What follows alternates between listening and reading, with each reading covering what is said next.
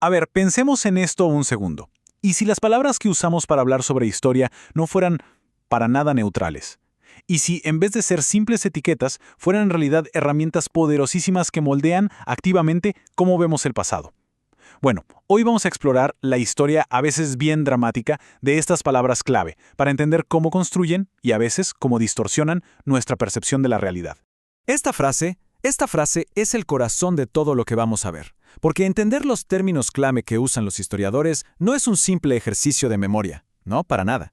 Se trata de aprender a ver las inversiones políticas que hay detrás de cada palabra.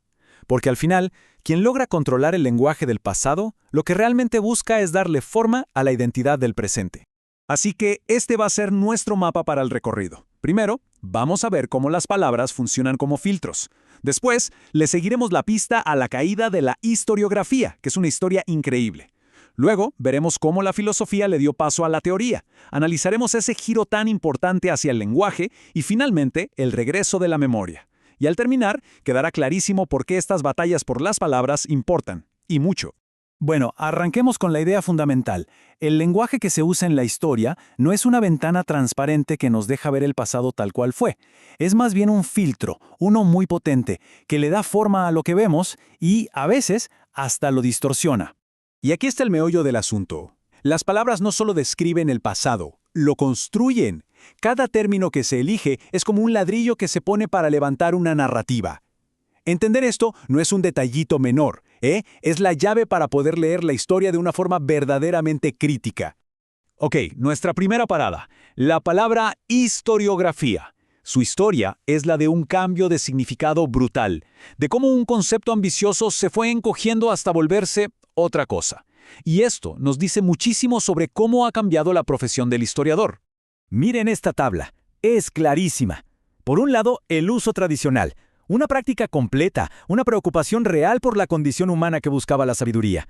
Ahora, veamos el otro lado, el uso moderno. Se transformó en un resumen de libros, en un ejercicio técnico, casi en un trámite sin alma para poder sacar un título. Es el viaje de una gran ambición a una tarea burocrática. Y esta metáfora me parece brillante. Un mueble profesional. ¿Qué significa? Pues algo que está ahí, decora, se ve bien en el currículum, pero en la práctica se ha vuelto monótono, predecible. Perdió toda su chispa, su vitalidad. Mientras la historiografía se hacía pequeña, surgió un nuevo campo para intentar ponerle rigor al asunto, la filosofía de la historia. El problema es que nació ya dividida, con un conflicto interno que era un reflejo total de su época. Este conflicto académico es básicamente un espejo de la Guerra Fría. La filosofía especulativa que uno asocia con Hegel o Marx se veía con mucha sospecha en Occidente. ¿Por qué? Porque se la vinculaba con el totalitarismo.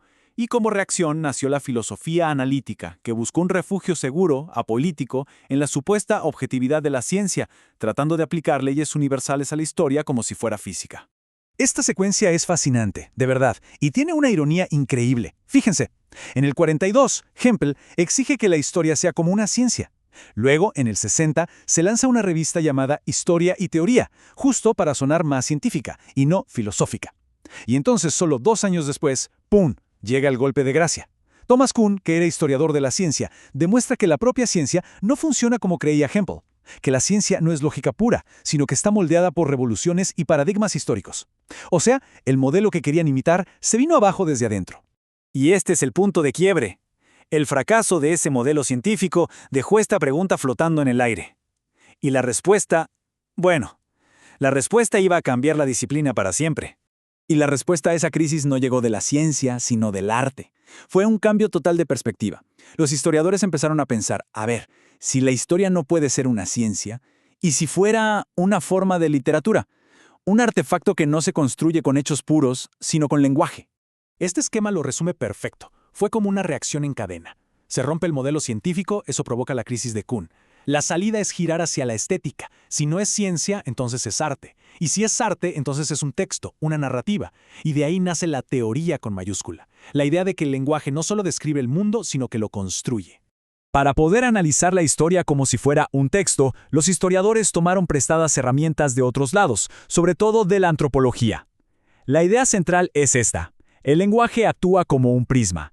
No vemos la realidad directamente, sino a través de los colores y las formas que nuestro idioma nos permite ver. La realidad es algo que construimos con nuestras herramientas lingüísticas. Y a veces, los conceptos de una cultura simplemente no encajan en otra, como piezas de rompecabezas de mundos distintos. Y con esto llegamos al cambio más reciente. Ha surgido una nueva palabra clave para hacerle frente a la historia académica, la memoria.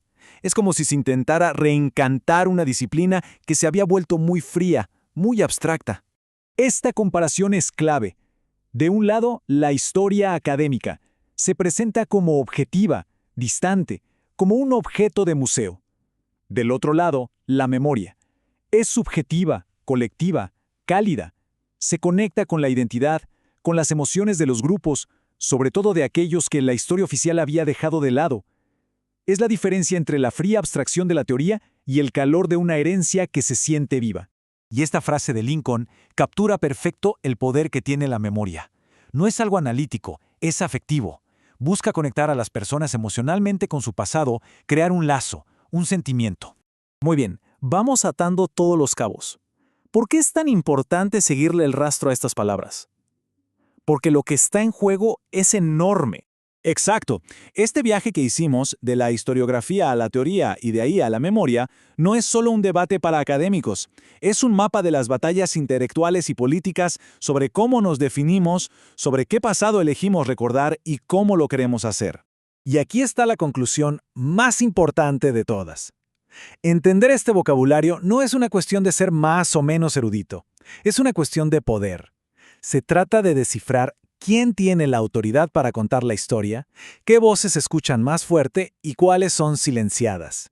Entonces, la próxima vez que nos enfrentemos a un texto de historia, la pregunta es inevitable. ¿Estamos simplemente leyendo un relato sobre el pasado o estamos descifrando un mapa de poder? ¿Estamos viendo a través de una ventana transparente o estamos frente a un artefacto construido con palabras que son en sí mismas un campo de batalla? Entender esto lo cambia todo.